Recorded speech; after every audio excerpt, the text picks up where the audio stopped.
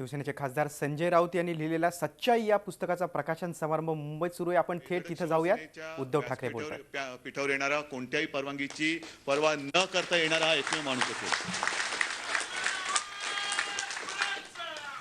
एवढंच नाही तर मातोश्रीमध्ये सुद्धा बेधडक येतात.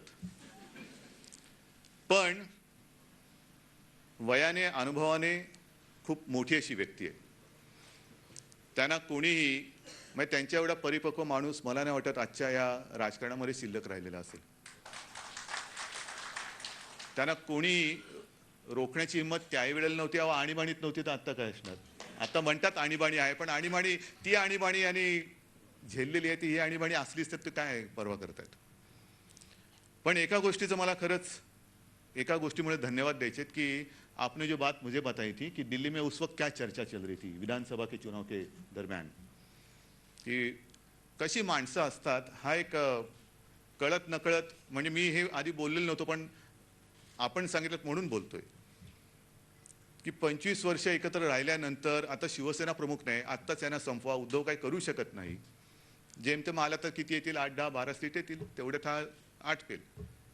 पण त्यांना माहिती नाही आहे शिवसेना ही नुसती पक्ष म्हणून अशी बाजारबुणगी संघटना नाही आहे. शिवसेना हा विचार आहे. शिवसेना हा ही एक जाग आहे. शिवसेना नाही म्हटलं तरी आग आहे. आणि आगीशी जर का कोण खेळलं ना तर तो खेळणारा जळून खाक होईल, पण आग अशी कधी विझू शकणार नाही आहे. आप जो बोल रहे थे कि 7 झूठ, मैं तो कहता हूं पिछले रामायण महाभारत छोड़ दो, पिछले 2-2.5 साल में कितनी झूठ हमने सुने. एक गोष्ट तर नक्की आहे की कामं विकास कामं करून निवडणुका जिंकता येत नाही, लेकिन इसका अर्थ ये नहीं कि झूठ बोलकर सत्ता मिलनी चाहिए. आता सुद्धा जे काय चाललेलं आहे विचित्र आहे. मी तर म्हणतो आपल्या देशात सर्व धर्म समभाव आहे की नाही. सेक्युलरिज्म अपने देश में है कि नहीं है, आप बताइए मुझे. मैं कहता हूं है. बताऊं आपको, आप जाइए एटीएम और बैंक के सामने सब धर्म के लोग लाइन में खड़े हैं. आप कतार में खड़े हो म्हणजे ते कतार वेगळं, आमची कतार वेगळी. आणि ही सगळी थट्टा चाललेली आहे. मी म्हणेन देशातल्या हिंदूंचं हे दुर्दैव आहे. कधी नव्हे तो हिंदू एकवटला. आणि आहे काँग्रेस असेल, गांधी घराणं असेल, जवाहरलाल नेहरू होते, ह्या सगळ्यांचं जे काही पाप होतं त्यांचं माप त्यांच्या पदरात टाकल्यानंतर आम्हाला सगळ्यांना असं वाटलं होतं की आता हिंदूंचं सरकार आलं. पण दुर्भाग्य असं आहे की मुफ्ती महमद चालतो, मेहबूबा मुफ्ती चालते, पण कडवट हिंदुत्वावरील शिवसेना चालत नाही. हे कोणतं हिंदुत्व. म्हणजे आम्हाला अटीतटी.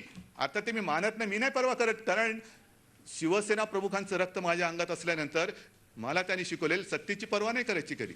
सत्ता असेल आणि सत्ता आमच्या नशिबात आहे. आम्ही सत्तेसाठी नाही, सत्ता आमच्यासाठी आहे. त्याच्यामुळे सत्तेची पर्वा नाही. सत्ता येईल, सत्ता जाईल, परत येईल आणि पुन्हा जी येईल ती एवढ्या मजबूतीने येईल की त्याच्यानंतर 25 वर्ष कोणी आम्हाला सत्तेवरनं काढू शकणार नाही. याचं कारण आम्ही जे करू शकतो तेच बोलतो. पण जसं स्वामीजी आपण आज बोललात की हिंदू धर्म, हिंदुत्व, काँग्रेसची आणि जवाहरलाल नेहरूंची ती चूक होती. चलो मैं तो कहता हूं इतना हो, हम आपके साथ है.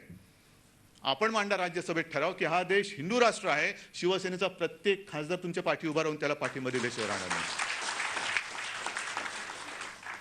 लेकिन दुर्भाग्य की बात यही है, हम हमेशा कांग्रेस की गलती की ओर इशारा कर रहे हैं. जसं मी येताना हल्ली आता वृत्तपत्र नुसतं दुसऱ्या दिवशी वाट बघण्याची गरज नाही. आपल्या मोबाईल फोनमध्ये सुद्धा वृत्तपत्र वाचता येतात. त्याच्यामध्ये मी वाचलं की नरेंद्र मोदी बोललेत की काल बांगलादेशचा आपण जे काही तिकडे शौर्य गाजवलं होतं त्याचा विजय दिन होता. आणि त्यानिमित्ताने ते बोलताना म्हणाले की 71 साली इंदिराजींना मला वाटतं यशवंतराव चव्हाणांनी सल्ला दिला होता की नोटबंदी करा. त्यांनी ऐकला नाही म्हणून देशाची अर्थव्यवस्थेची वाट लागली. ठीक आहे ना. आणखीन एक ते बोललेले आहेत की त्यावेळेला इंदिराजींनी बांगलादेश स्वतंत्र करून दिला, त्याचा पुरावा कोणी मागितला नाही, पण सर्जिकल स्ट्राईकचा पुरावा मागितला जातोय. आहे दोन्ही गोष्टी. मी काही विरोधक नाही, पण निदान आपण ज्यांच्या सोबत आहोत त्यांच्याकडनं मला ही अपेक्षा नाही. आणि अपेक्षा नसल्यानंतर जर तुम्ही चार चौघात बोललात तर मला सुद्धा चार चौघात बोलणं हे भाग आहे. मला सुद्धा बोलायला पाहिजे.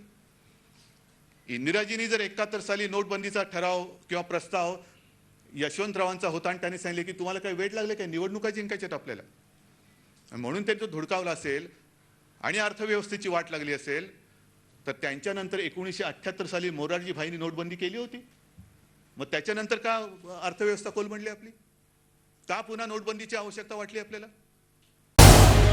झी 24 तास रहा एक पाऊल पुढे.